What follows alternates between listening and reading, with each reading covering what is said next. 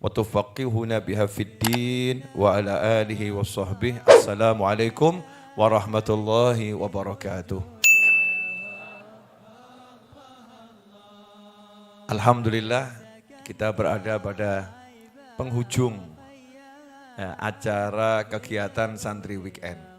Kajian pagi sampai zuhur.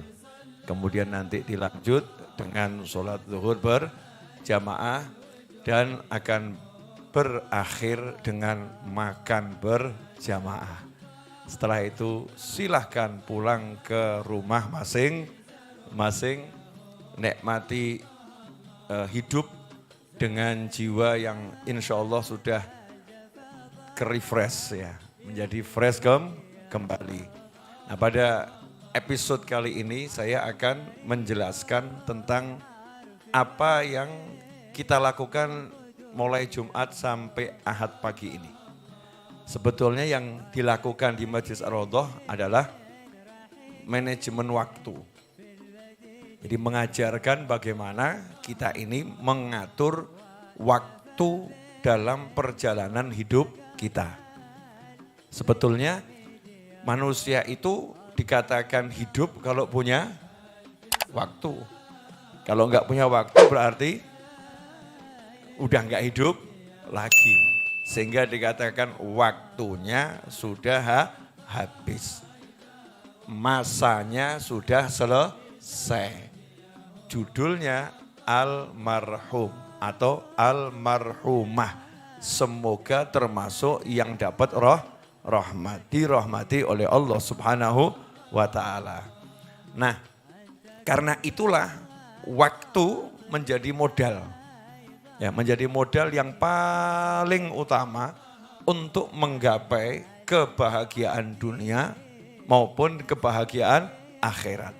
Karena bahagia itu ada dua, bahagia dunia, ada bahagia akhirat. Ada manusia-manusia yang dunianya bahagia, akhiratnya juga bahagia. Ada manusia-manusia yang dunianya itu bahagia, akhiratnya tidak bahagia. Nah, kita punya target sebagai seorang muslim, sebagai seorang mukmin. Karena muslim dan mukmin itu seharusnya dan tidak mungkin tidak, kalau benar dia menjalankan keislaman dan keimanannya, pasti bahagia dunia dan bahagia akhirat. Hanya saja dalam perjalanan waktunya kita ini seringkali tidak bisa merasakan ya kehadiran kebahagiaan tersebut. Ya, sejatinya kebahagiaan itu selalu hadir bersama kita. Hanya saja seringkali kita tidak bisa merasakannya. Apa itu sebabnya? Ya, insya Allah nanti kita bahas sambil menunggu datangnya Habib Muhammad bin Husain Al-Habsyi. Saya nanti izin tidak bisa menemani sampai akhir karena saya harus melakukan salah satu kegiatan yang harus saya lakukan. Enaknya begitu aja ya, melakukan salah satu kegiatan yang harus saya lakukan. Nah, waktu, pertanyaan saya sebelum dilanjutkan untuk semuanya, yang kanan dulu. Kira-kira kamu tahu enggak waktumu berapa? Enggak tahu.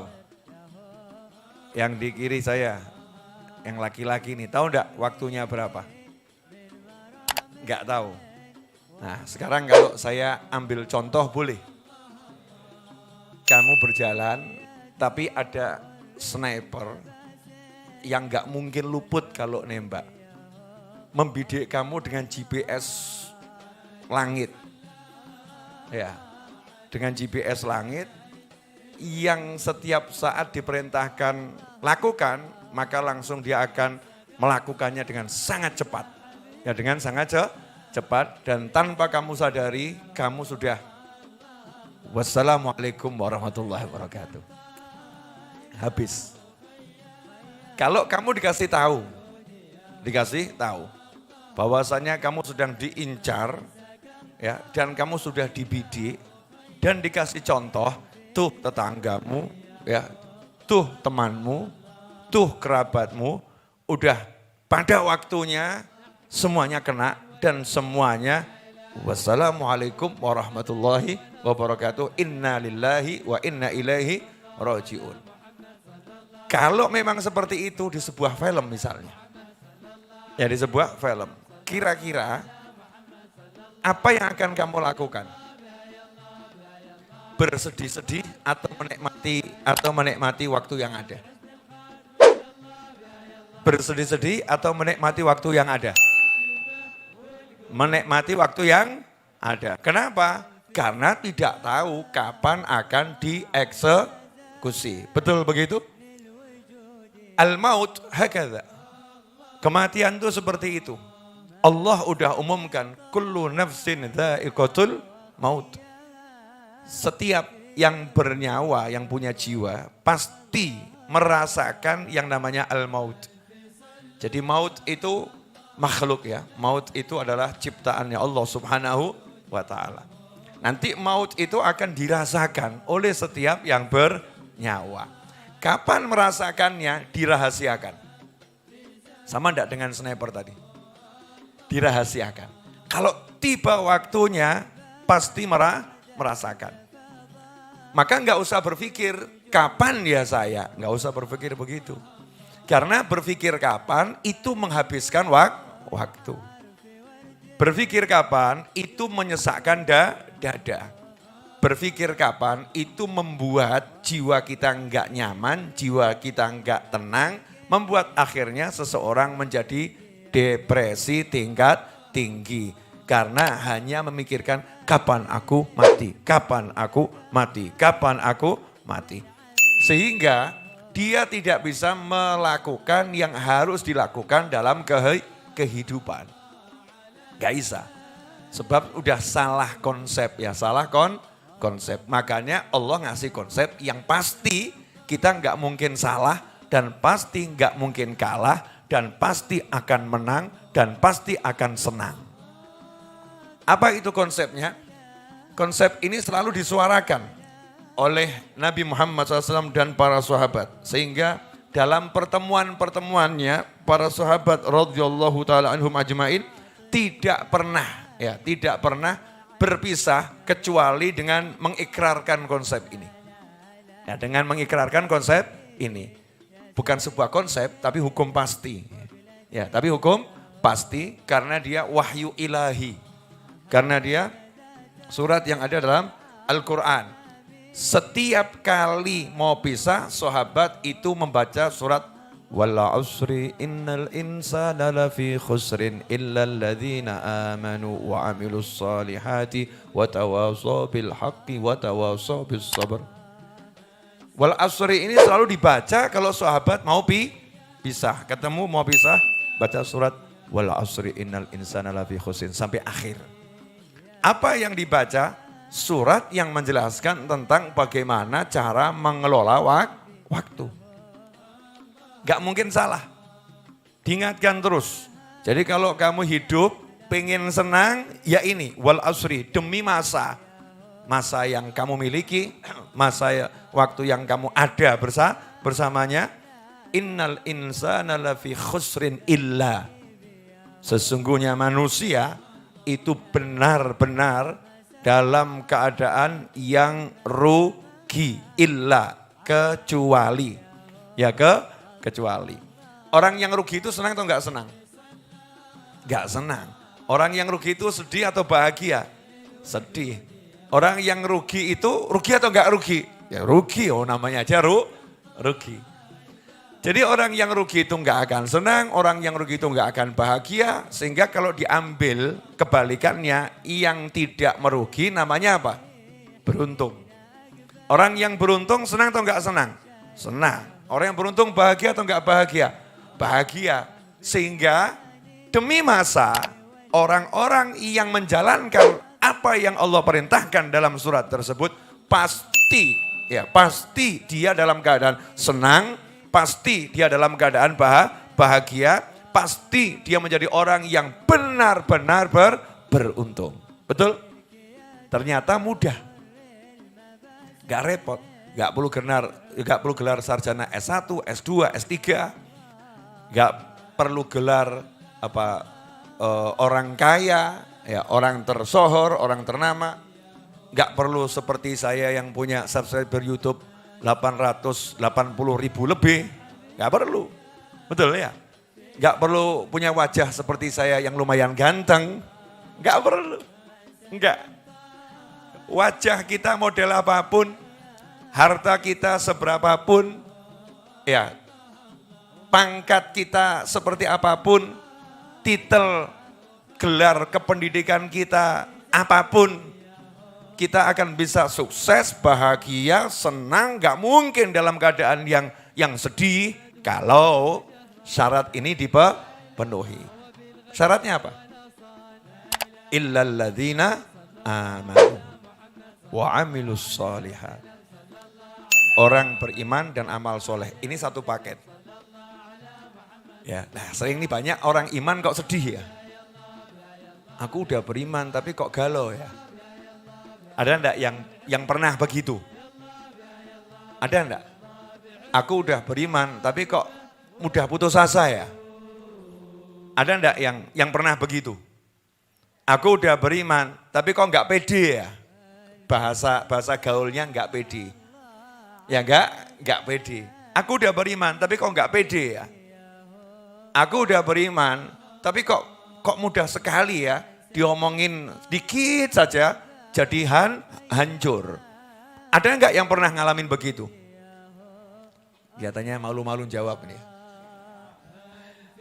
Ya, hampir kebanyakan manusia pernah ya. Atau mungkin ada yang agak banyak iramanya. Ya kelihatannya itu saya 3 hari sekali begitu, Bib. Kelihatannya saya itu ya 24 jam itu yang 22 jam begitu. Lah yang 2 jam tidur, Bib. Jadi enggak merasakan itu. Kenapa yang beriman jadi gamang, yang beriman jadi ragu, yang beriman jadi lemah, yang beriman jadi susah, yang beriman jadi hatinya itu enggak tenang, yang beriman itu menjadi patah, yang beriman itu mudah putus asa. Karena Allah memberikan jaminan bukan pada yang beriman. Biar ada tambahannya. Alladzina amanu illalladzina amanu wa amilus sholihat. Itu satu paket. Beriman dan beramal soleh. Iman dan amal soleh. Ada orang yang amalnya soleh tapi imannya salah. Gak bisa. Saya udah beramal soleh. Tapi kok tetap gak bahagia, tetap hancur, tetap putus asa. Kenapa? Gak punya iman kepada Allah dan baginda Muhammad sallallahu alaihi wasallam. Itu satu paket, iman dan amal soleh. Nah yang dilakukan di Majlis Ar-Raudhah ini dari sejak antum hadir adalah iman dan amal soleh. Iman dan amal soleh. Iman dan amal soleh. Alladzina amanu wa amilus sholihat wa tawashaw bil haqqi wa tawashaw bis sabr.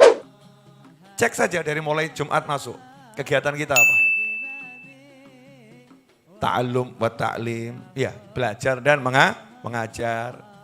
Duduk, sholat berjamaah, zikir, baca wirid. Terus ngobrol satu dengan yang lain. Ya, ngajari orang sabar kan gak harus ngomong, sing sabar yonduk, kan gak harus begitu.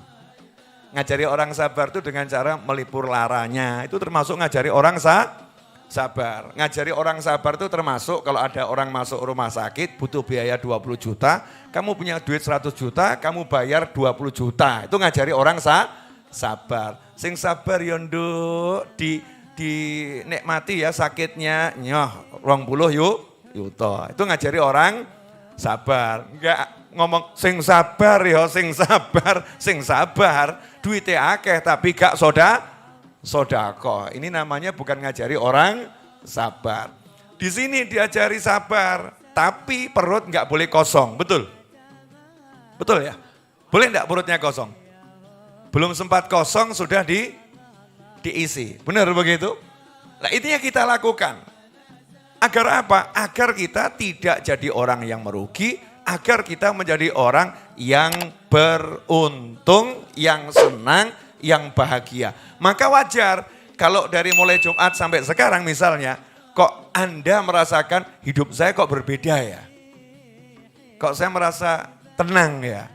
Kok saya merasa nyaman ya? Kok saya merasa enak ya? Kok saya merasa ya wajar karena diriset hidupnya disesuaikan dengan apa yang sudah diatur oleh Allah Subhanahu wa Ta'ala. Nah, pertanyaannya, nanti pulang dari sini bisa nggak dilanjutkan? Bisa. Insya Allah bisa. Kenapa? Karena di sini tidak diajari, ya, tidak diajari ibadah yang berlebihan. Betul? Ini bukan santri kilat, bukan pesantren kilat yang kemudian dikasih duha 8 rakaat, tahajud 10 rakaat, witir 11 rakaat, baca Al-Quran 1 juz setiap orang, zikirnya sekian banyak, solawat sekian banyak, ngapalkan ini dan lain sebagainya, nanti terakhir ujian, pulang stres. Lelah, betul. Saya pun kalau ikut mungkin pulang KO gitu. Tapi di sini diajarkan untuk apa? Healing. Betul? Ya, agar kita menemukan kesembuhan yang sejati. Diajari apa lagi? Refreshing. Dikasih suara air, dikasih ikan koi walaupun baru 6, tapi kan cukup menghibur. Dikasih taman. Ya, nanti kalau antum ikut santri weekend lagi, itu lapangannya udah insya Allah betul-betul jadi area ngopi di atas sambil lihat ke arah lapangan juga akan sudah jadi nanti sabar. Ya insya Allah semua beres. Kemudian nanti ada sesi insya Allah disiapkan mobil-mobil antum dinaikkan berangkat habis subuh. Ya zuhur pulang atau sore pulang menikmati pemandangan Tawangmangu nanti insya Allah. Nah, ya. Loh, tempatnya sudah siap, mobil yang mengantarkan yang belum siap, armadanya baru satu, baru bisa ngangkut 14 orang. Sementara santri weekendnya ada 200 orang dan nanti rencananya 500 orang seperti sebelumnya. Maka Habib Novel harus punya bis yang banyak. Nah, mau punya bis itu nomor 1 harus punya tempat parkir. Tempat parkirnya dulu yang besar, bisnya banyak, ya baru kita eksekusi. Ya, sementara nanti nyewa dulu, insya Allah. Boleh dilanjut? Di sini diajarin apa? Sholat 5 waktu. Pertanyaan saya, sebagai muslim sholat atau enggak sholat? Sholat. Sholatnya 5 waktu atau 3 waktu? 5 waktu kecuali musafir. Saya itu seringkali sholatnya cuma 3 waktu. Wah, hidup saya di jalan terus. Sholatnya di rest area. Ya sholatnya di rest area. Jamak takdim, jamak takhir, jamak takdim, jamak takhir. Karena hidup saya di jalan. Saya lihat catatannya Google itu saya kaget. Ini yang tercatat ya. Karena enggak semua saya catatkan di Google. Ternyata dari mulai Januari sampai November kata Google saya udah keliling dunia 2,5 kali. Perjalanannya itu. Ya, lebih dari 70.000 kilo. Banyak atau sedikit? Jadi tadi saya itu sebelum subuh lihat catatan perjalanan saya, Masya Allah 100, ini padahal saya udah enggak kemana-mana ya. Udah enggak kemana-mana, saya udah diundang sana enggak, fokus. Ternyata sudah dalam 1 tahun 154 tempat yang saya kunjungi. Banyak atau sedikit? Banyak. Ya banyak tempat. Kembali ke masalah sholat. Sholatnya berapa waktu? 5 waktu. Kemudian setelah itu ngapain? Sebagai muslim disuruh zikir pagi, zikir sore. Betul? Zikir pagi, zikir sore kalau dijalankan jam 6 selesai atau enggak selesai? Selesai. Kelebihan duduk-duduk sampai jam 7 itu gambaran kamu punya keluarga, kamu punya anak, kamu punya pasangan, kamu punya orang tua. Jangan setelah zikir nyelonong begitu saja. Duduklah bersama mereka. Di sini ada Eyang Husin. Duduk ngobrol. Benar? Kemudian diajarin pagi sarapan. Betul. Sarapan yang paling penting adalah sarapan yang bergizi. Ya, yang paling bagus kalau saya ngajarkan makan buah namanya pepaya. Murah, meriah, enak, sehat. 1 piring pepaya cukup sampai maghrib. Kurus Mbak, yakin kurus. Enggak usah repot, saya mau diet ini, saya mau diet itu dan lain sebagainya. Enggak usah repot. Ya, yang penting pepayanya diaktifkan. Dah nggak usah makan yang lain, cukup makan pepaya. Mirip burung parkit dan kawan-kawannya. Kutilang ya. Nanti pinter ngomong seperti saya. Jadi rahasia saya pandai berkicau ya. Karena saya suka makan pepaya. Tolong ini jangan diajarkan kepada yang lain. Nanti semua pandai berbicara. Setelah itu ya disuruh sarapan berjamaah. Diajarin jangan makan sendiri. Karena dengan makan bersama-sama itu ada sesuatu. Karena itulah diajarkan oleh Allah lewat Nabi Muhammad Sallallahu Alaihi Wasallam. Diajarkan prasangka baik, diajarkan berbagi dengan yang lain, diajarkan gak ada rasa risih dengan yang lain, diajarkan hatinya untuk bersih dengan yang lain. Setelah itu suruh ngapain? Nah, kita diajak pengajian kalau di sini ya. Kenapa? Karena lagi libur, weekend, lagi libur. Ya udah, isi dengan pengajian. Setelah apa? Setelah istirahat sejenak, mandi-mandi dan lain sebagainya, kita ngaji sampai zuhur. Kalau kamu tidak lagi liburan, ya silahkan kamu pergi cari nafkah. Kalau memang kamu seorang suami, kalau kamu seorang anak, bekerjalah cari rezeki yang halal. Ya semacam itu. Zuhur diajari lagi sholat. Emang kalau kerja zuhur nggak sholat? Sholat nggak? Sholat. Nah setelah sholat zuhur apa diajak kemudian taklim lagi? Enggak. Diajak apa? Al-ngemplo wal badogo ya. Makan. Setelah makan disuruh ngapain? Melek? Enggak. Silakan istirahat. Betul kan ya? Nah itu kan seperti kalau kita di kantor, ada jam istirahat. Dan itu manfaatkan. Karena tidur sejenak setelah atau sebelum sholat zuhur, itu tidur yang udah diteliti menurut para pakar internasional. Dan itu ajaran Nabi Muhammad SAW, tidur yang membuat badan jadi kuat dan otak menjadi cemerlang.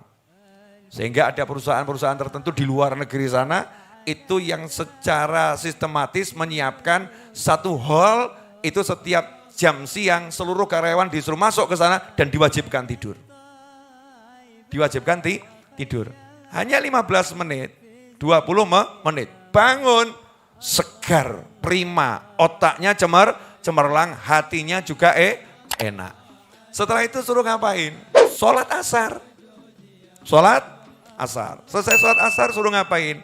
Ya zikir sore. Habis itu ngapain? Ngopi. Nikmatin tuh matahari mau tenggelam. Nikmatin waktu sore. Setelah itu ngapain? Sholat maghrib. Maghrib sampai isya kamu baca Al-Quran. Sholat isya. Selesai kamu boleh istirahat. Boleh langsung tidur boleh. Kalau mau cari ilmu boleh. Duduk nyantai juga boleh. Kira-kira ini pelajaran hidup atau bukan pelajaran hidup?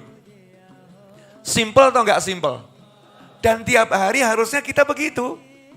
Itulah hidup. Kalau kamu udah jalankan itu, jangan kamu mengatakan, hidupku kok kayak gini ya. Kamu punya hidup yang paling bagus. Kamu punya hidup yang luar biasa. Ada orang yang hidupnya pergi cari duit, tapi sholatnya hilang. Naudzubillah min dzalik.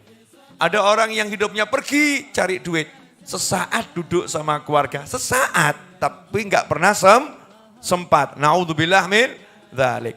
Ada orang yang pergi cari duit untuk cari makan, tapi dia lupa waktu makan. Aneh atau enggak aneh? Akhirnya mahnya kena. Setelah itu sakit, setelah itu stres. Naudzubillah min dzalik. Ada orang yang hidupnya itu pergi cari duit biar nanti jiwanya tenang. Padahal jiwa tenang kalau ingat sama Allah, zikirnya pun ditinggalkan. Ngeri atau enggak ngeri?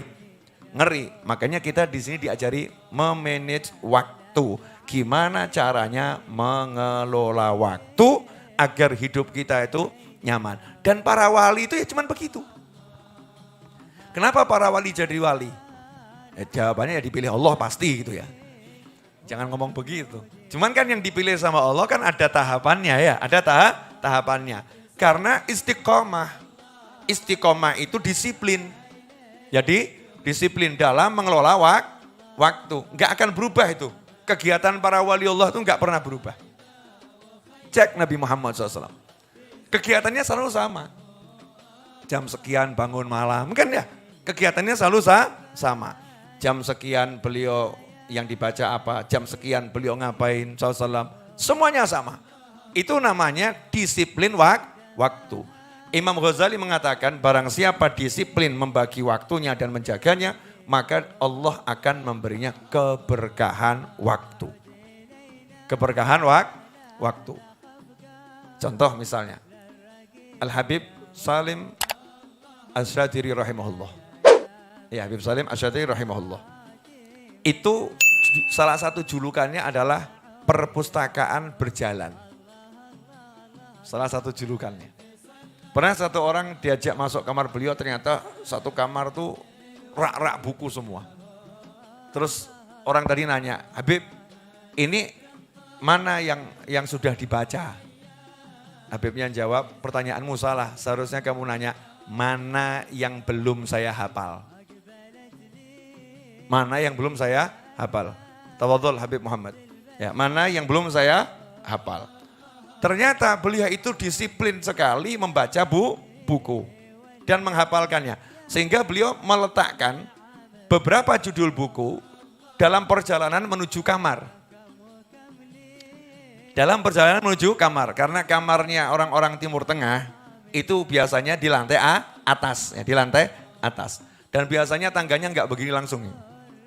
Kalau begini langsung kan berat. Jadi tetangganya begini, nanti begini. Ada belokan-belokannya. Di setiap belokan itu dikasih rak kecil, di situ dikasih satu judul buku, satu judul buku, satu judul buku.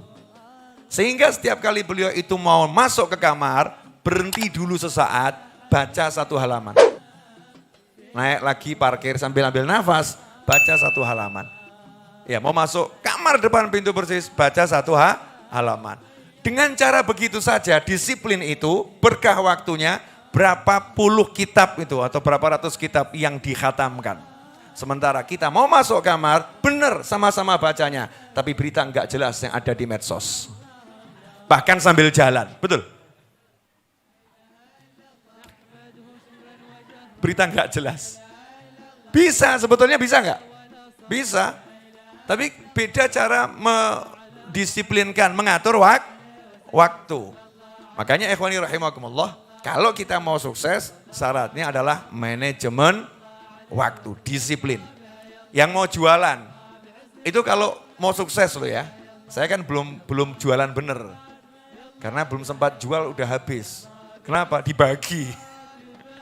Belum sempat jual udah habis dibagi.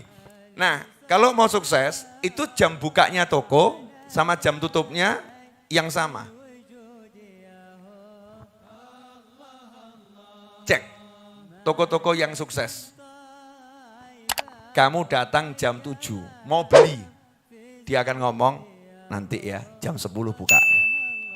Betul? Jam 7 mau ngasih duit loh, diterima enggak? Enggak, nanti ya jam 10. Kadang kita gemes, aku harap tuku. Ya kan? Ditolak. Nanti Pak, Mas, Bu, Mbak, jam 10.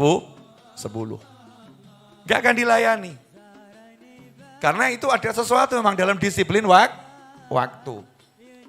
Jam 4 sore tutup, kita jam 4 lewat 1 menit. Mau beli, maaf.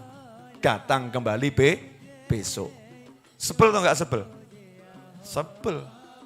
Saya ini mau bayar. Ya mohon maaf, toko sudah tutup.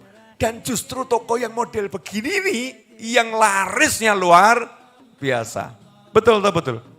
Kenapa? Karena itu kelihatan kalau yang punya toko disiplin. Mau manage waktunya, mengatur waktunya. Nah kita ini yang beriman, beramal soleh, udah diingatkan seharusnya kita ini bisa mengatur waktu lebih bagus dari siapapun. Tapi kenapa kita nggak bisa mengatur waktu kita? Makanya Imam Ghazali ketika bahas manajemen waktu ini indahnya luar biasa. Kamu harus turut tip ya, mengatur waktumu dari mulai bangun tidur sampai tidur lagi. Jangan kamu seperti kambing yang bangun tidur bergerak semaunya. Nanti kalau ngantuk tidur semaunya. Kalau lapar makan semaunya. Kalau birahi rekam semaunya. Naudzubillah min dzalik. Jangan jadi seperti kambing. Semua ada waktunya. Itu yang diajarkan oleh Rasul Muhammad SAW. Diwariskan kepada para sahabat. Diwariskan kepada para tabi'in. Para aulia wassolihin. Para ulama. Sampai sekarang. Dari mulai Jumat sampai Ahad pagi, ya majelis ini udah mengajarkan cara mengatur waktu, nggak pakai kata-kata, tapi pakai praktek. Ringan atau berat? Ringan toh? Nggak berat ya. Nah nanti kalau udah pulang, kok jadi hilang semua itu ya rasanya? Kok beda ya di rumah ya? Kenapa? Karena kita nggak terapkan ini, seharusnya terapkan di rumah pagi, baca wiridnya, terus coba ngobrol sama orang tua, asyik nanti itu. Tapi taklimnya hilang, nggak hilang, bisa taklim lewat YouTube, atur waktunya, bisa baca kita. Tapi saya pengen makan berjamaah, ya ajak saja kucingmu berjamaah, gitu aja kok repot. Nanti kalau saya bilang ajak suami nggak punya suami, ajak istri belum punya istri, ajak orang tua nanti bilang udah wafat, aku hidup sendiri, ya udah beli kucing sana. Ya ajak kucingnya makan berjamaah, kucing ya.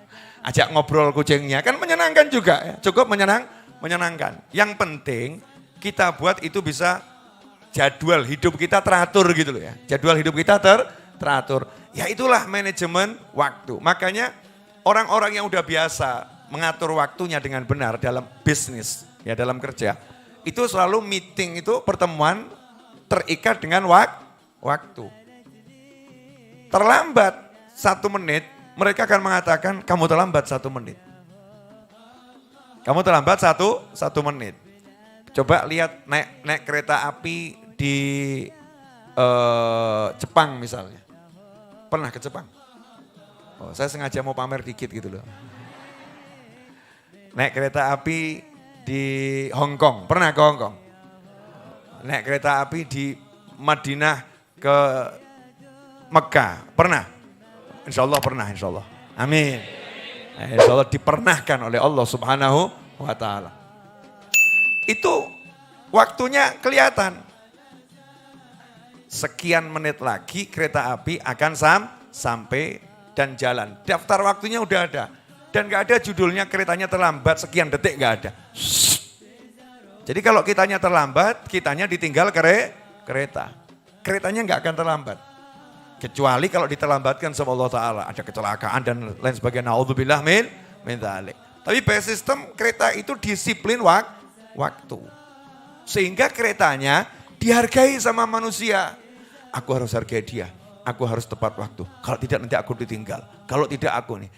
Itu contoh dari kereta. Maka kalau hidup kita ini disiplin waktu, ya kita akan dihargai oleh jagat raya ini. Jagat raya akan menghargai kita. Karena itu ketika Al-Habib Umar bin Muhammad bin Salim bin Hafid, matta'anallah bituli hayatih, duduk bersama Habib Anis rahimahullah di Zawiyah Masjid Riyadh, di tempat Habib Anis biasa ngajar. Sampai sekarang tempat itu ada ya. Nah, insya Allah kalau antum punya kesempatan hadir ikut kajian di sana, qiraah siang, roha, nikmati tempat itu ada keberkahan. Nah di situ Habib Anis kemudian menjelaskan, kita biasanya kalau hari Rabu baca Ihya Ulumuddin, kalau hari Kamis baca Ihya Ulumuddin, kalau Selasa fikih, kalau Senin Sirah Nabawiyah, kalau Jumat karena Jumatan libur, kalau hari Sabtu tafsir, kalau hari Ahad libur karena pada pergi keluar kota refreshing. Apa kalimatnya Habib Umar bin Hafid? Jawabannya, Masya Allah, hadhihi barakatul waqt. Inilah berkahnya waktu ya ini, Masya Allah. Inilah berkahnya waktu. Inilah berkahnya waktu. Karena disiplin gitu. Zuhur 1 jam kurang lebih, Senin baca Sirah Nabawiyah, Selasa fikih, ya Rabu, Kamis, Ihya Ulumuddin, kemudian Jumat libur, ya Sabtu baca tafsir, Ahad libur. Karena disiplin di situ ada keberkahan. Saya melihat bagaimana disiplinnya Al-Habib Anis bin Alwi Al-Habsyi, kakeknya Habib Muhammad, Habib Anis. Itu setiap Jumat beliau itu punya kegiatan pergi ke villa yang ada di Tawangmangu. Setiap Jumat. Sama hari Ahad. Padahal Jumatannya di Solo. Ya, Jumatan di Solo. Selesai Jumatan, pulang ke rumah, makan siang. Ya, sekitar jam 2, bawa mobil ke Tawangmangu. Duduk di sana, baca kitab sedikit, minum teh. Nanti ba'dal maghrib pulang ke Solo. Dan itu dilakukan terus menerus. Ya dilakukan terus menerus. Disiplin. Setiap pagi, ya jam 10, jam 9, jam 10 pergi ke toko. Pergi ke toko. Untuk apa? Menunggu kalau ada pembeli. Kemudian sore ba'dal asar, ya menjelang maghrib ke toko, nunggu kalau ada pembeli. Itu dilakukan disiplin.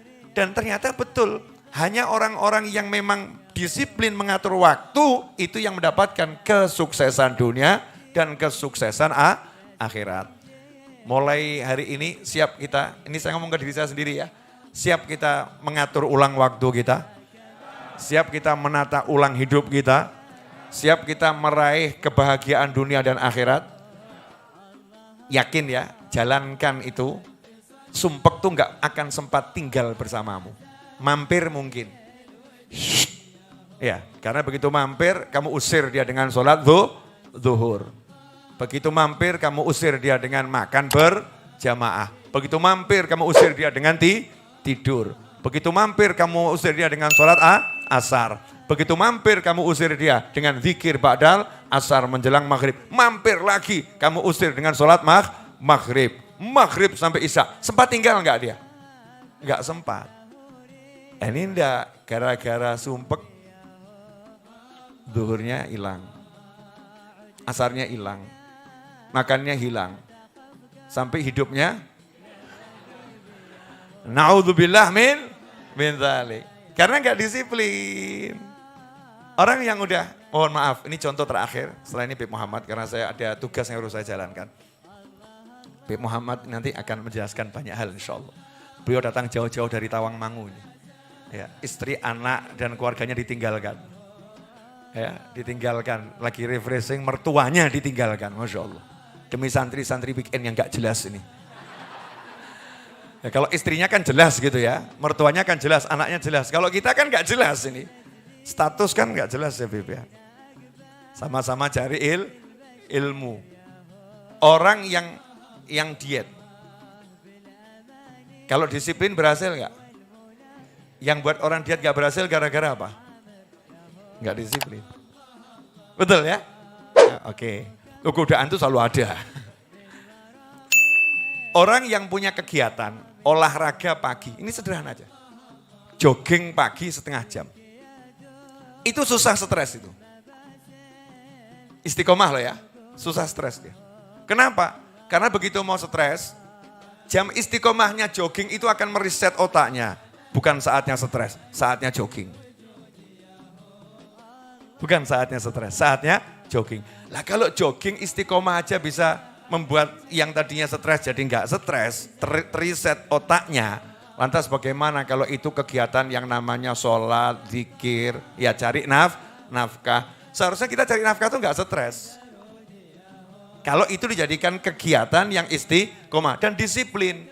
Contohnya disiplin cari nafkah seorang Habib di Hadramut sana, dia lagi pesen barang berkontainer-kontainer onta ya. Ternyata barangnya terlambat datang. Dikira oleh orang-orang terjadi perampokan, dianggap hilang. Maghrib sampai isya istiqomah ngaji di masjid, sholat di masjid. Ba'dal maghrib anaknya masuk masjid, lihat ayahnya lagi baca Al-Quran, disamperin dibisikin, ayah alhamdulillah itu barangnya enggak hilang, ternyata paketnya terlambat. Apa jawaban ayahnya? Inna lillahi wa inna ilaihi roji'un. Ini waktuku zikir, waktuku baca Al-Quran, waktuku berdoa, maghrib sampai isya. kamu bawa urusan dunia ke rumahnya Allah Subhanahu wa Ta'ala. Keluar kamu 1 tahun kamu gak boleh ketemu saya. Kamu saya pindahkan di pondok pesantren sana yang ada di luar kota. Dan seluruh harta saya yang sampai tadi sodakoh lillahi ta'ala. Sanggup niru? Disiplinnya sampai segitu. Ya kita gak usah gitu-gitu amat gitu ya. Itu amat begitu gitu ya. Namanya juga wali tingkat tinggi. Kalau kita ya wali ya udah. Tingkat kamar gitu aja ya. Tingkat rumah sudah terlampau berat ya mungkin ya. Banyak persaingannya, tingkat kamar, enggak ada saingannya kan. Wali untuk diri sendiri. Wali murid belum punya anak juga. Menikah belum begitu ya. Bagaimana bisa jadi wali murid? Wali nikah apa lagi? Ya apa lagi? Jadi gitu, disiplin. Nah sebagai penutup uraian saya, bagi yang belum bergabung pada komunitas Majelis Ar-Raudhah, ya harap segera bergabung di komunitas tadi di WhatsApp. Memang itu sifatnya satu arah. Anggotanya ada belasan ribu. Satu komunitas itu maksimal 5.000. Yang kelihatan cuman saya sama kamu dan admin. Saya, kamu, admin. Sehingga sepertinya ini grup kok sepi ya. Ya karena saya nggak suka yang rame-rame. Ya, saya pengen kalau saya ngomong didengarkan, yang butuh nanti jawab langsung tinggal chat sama saya, di situ bisa. Nah, secara pribadi, justru itu istimewa. Ini hal yang baru dari WhatsApp, komunitas. Ya, nanti akan dijelaskan sama Mas Seto atau Mas Rio, ya, atau siapapun nanti yang bertugas sebelum santri weekend ini usai. Jazakumullah khairan dan doakan agar pelunasan tanahnya segera bisa kami lunaskan. Diberi kemudahan, diberi rezeki yang berkah, barokah, manfaat dari segala arah, enggak pakai susah, payah. Dan doakan juga agar majelis ini manfaat dan barokah. Terus datang santri weekend, terus yang akhirnya terinspirasi pengen buat yang sama di kantornya. Ya bisa enggak buat yang sama di kantornya? Bisa. Buat yang sama di rumahnya. Ya enggak usah 200 orang, 2.000 orang cukup insya Allah. Semangatnya harus lebih besar, pengen buat. Kenapa? Ini bisa merefresh diri kita dan merefresh orang lain. Saya tersemangati loh jadi semangat. Itu kemarin AC nggak ada, tiba-tiba AC ada. Betul, AC ada gara-gara siapa? Gara-gara kalian. Kalau kalian nggak datang, AC-nya cuma 5. Gara-gara kalian datang, AC-nya jadi 8. Betul? Walaupun 17 juta. Ya, walaupun 17 juta, tapi kan semalam lebih dingin toh. Ya, kedinginan enggak? Sebagian yang di bawah kedinginan ya. Yang agak jauh mungkin ya sejuk-sejuk saja. Nah, di sini ini sebetulnya sejuk sebetulnya. Cuman tuh lihat AC-nya enggak dinyalakan sama yang menyalakan. Ya, kemudian juga settingan AC-nya enggak tahu tuh settingnya seperti ini atau berapa. Biasanya saya sendiri yang ngurusin ini, saya pastikan dan lain sebagainya. Ya. Tahu sendiri, ya kan? Beda gitu loh ya, beda.